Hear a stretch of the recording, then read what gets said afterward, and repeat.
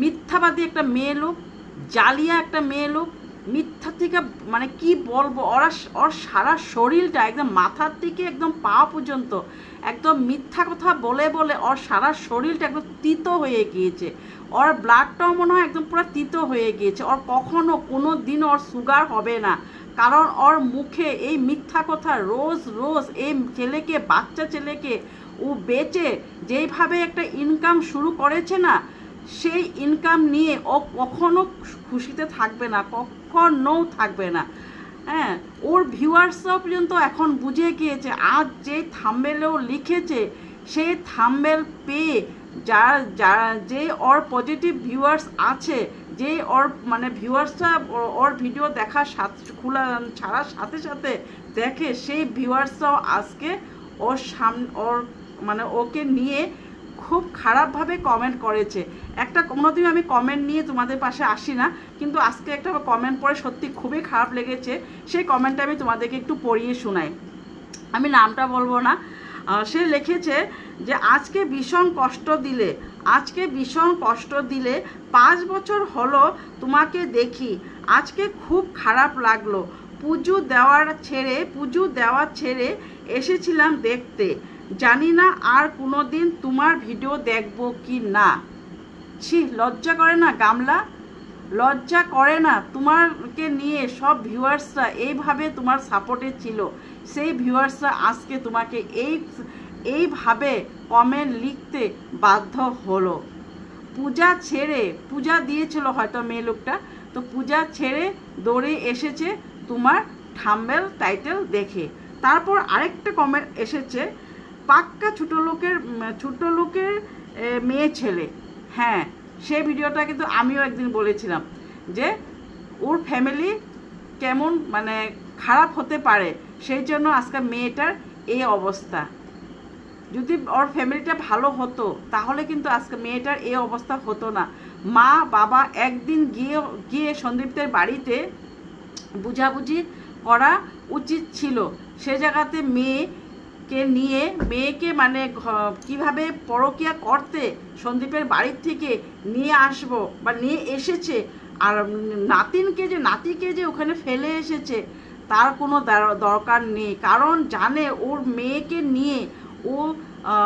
মেয়েকে নিয়ে মানে যেভাবে মুখ মানে চেহারা দেখিয়ে ইনকাম হচ্ছে, সেই জায়গাতে মেয়েকে নিজের বাড়িতে রাখাটাই খুব ভালো হবে।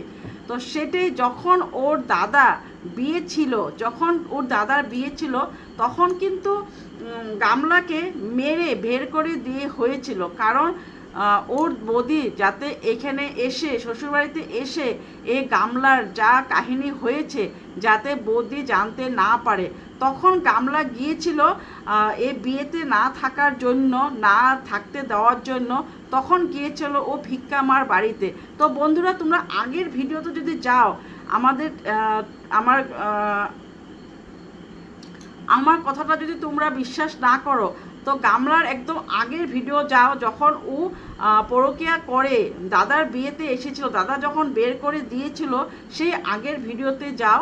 ভিক্ষা মায়ের ঘর কোনো জায়গা কোনো কিছুতে মিল হচ্ছে, আমি তো কোনো জায়গাতে কোনো কিছুতে মিল পাচ্ছি না। যে জায়গাতে ওই একটা পিঙ্ক কালারের দেওয়াল ছিল, যে জায়গাতে ওই টুকটাক ভিডিও দিত, যা কথা বলতো, তো সেই কোনো কিছুই নেই ওই ভিক্ষামার বাড়িতে। তারপর ভিক্ষামার বাড়িতে যে একটা আমার গ্রিল ছিল বা একটা চুলা ছিল, একটা বেকা টাইপের বাটি ছিল, সে জায়গাতে চা বসিয়েছিল, সেই মানে কোনো কিছুতে ভিক্ষামার বাড়ির সাথে এই বাড়িটা কোনো কিছুতেই মিলছে না। তো সেটাই বন্ধুরা। তো তারপর আবার ভিডিওটা স্টার্টিংয়ে যখন বলল যে আমরা সবাই মিলে যাচ্ছি ভিক্ষামার বাড়িতে, তখন বৌদি কিন্তু বলেই দিয়েছে, হ্যাঁ নতুন শ্বশুরবাড়িতে যাচ্ছি। হ্যাঁ বন্ধুরা, বৌদি সত্যি কথা বলে দিয়েছে। তখন গামলা কিন্তু কথাটা চেঞ্জ করতে, ওই তুই জেনে কী বলেছিলে, এইভাবে কথাটা চেঞ্জ করে কেটে দিয়ে ক্যামেরাটা অফ করে দিয়েছে, আবারও অন করেছে। তখন সবাই দেখেছে, সবাই কমেন্টও লিখেছে, বৌদিও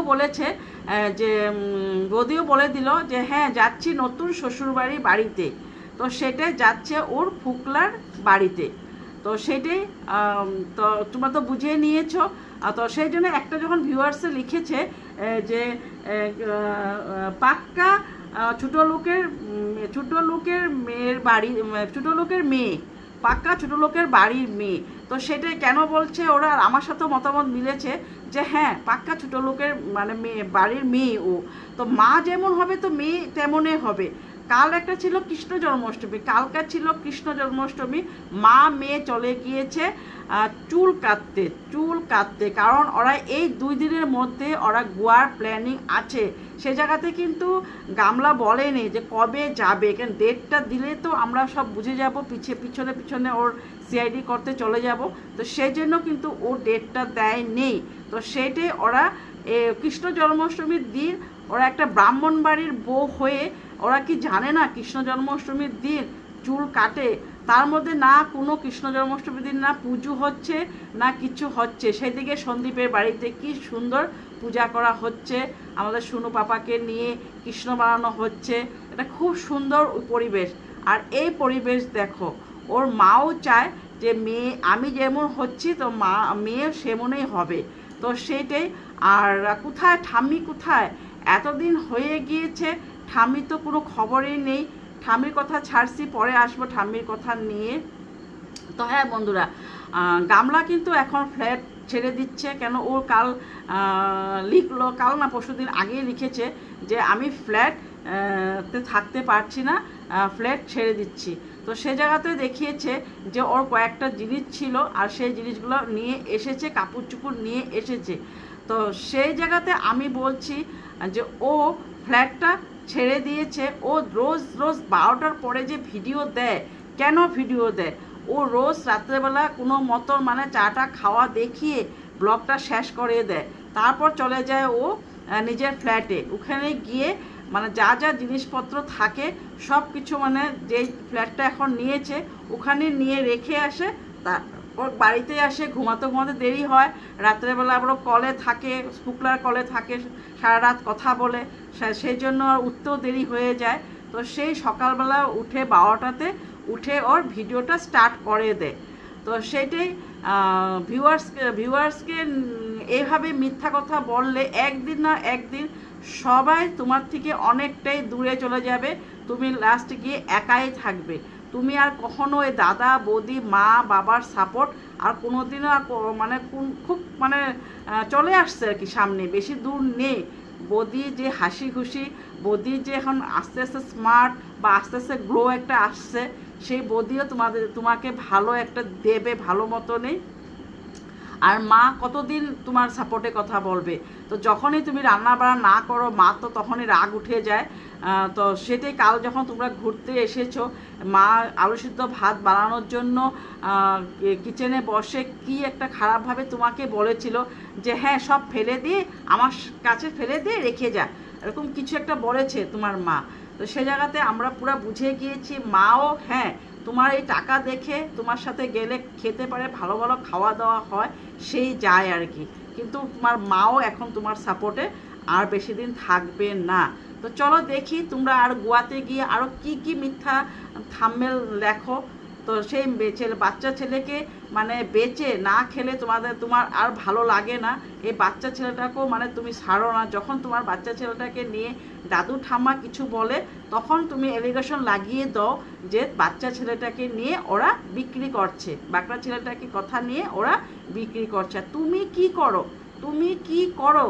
তুমি আজকে গিয়েছো অন্যর বাড়িতে, অন্যর বাচ্চার সাথে খেলছো, অন্য বাচ্চাকে নিয়ে, অন্য বাচ্চার জন্য তুমি কাপড় নিয়েছো, তো সেই জায়গাতে নিজের বাচ্চার কথা কেন বললে তুমি অন্য একটা বাচ্চার কথা, যে আমি বাচ্চাকে পেয়ে সারাদিনটা ভালোই কেটেছি। সেই জন্য বলছি তোমার সব কথা মিথ্যা বলতে তোমার সারা শরীরটা তিতো হয়ে গিয়েছে, তোমার মনে হয় কখনো কোনো দিনও সুগার হবে না। যে মিথ্যা কথা বলার একটা তোমার যে মিথ্যুক একটা জালিয়া মেয়ে লোক, তোমাকে মা বলতে এখন ইচ্ছা করে না, তুমি একটা তো মা নাই। তুমি মা যদি হতে আজকে বাচ্চার জন্য তুমি এইভাবে মিথ্যা কথা বলতে না, সত্যি কথা বলে যেতে যে আজকে যাচ্ছি আমরা ভিক্ষা মার বাড়িতে। মিথ্যা কথা বলার কি ছিল বাচ্চাকে নিয়ে? মিথ্যা কথা বলার কি ছিল বাচ্চাকে নিয়ে? তো চলো বন্ধুরা, আজকের জন্য এখানে, কালকে আবার নতুন দিনে নতুন একটা ভিডিও নিয়ে চলে আসবো তোমার পাশে। সবাই ভালো থাকো, সুস্থ থাকো। আজকের জন্য এখানে, গুড নাইট, বাই বাই।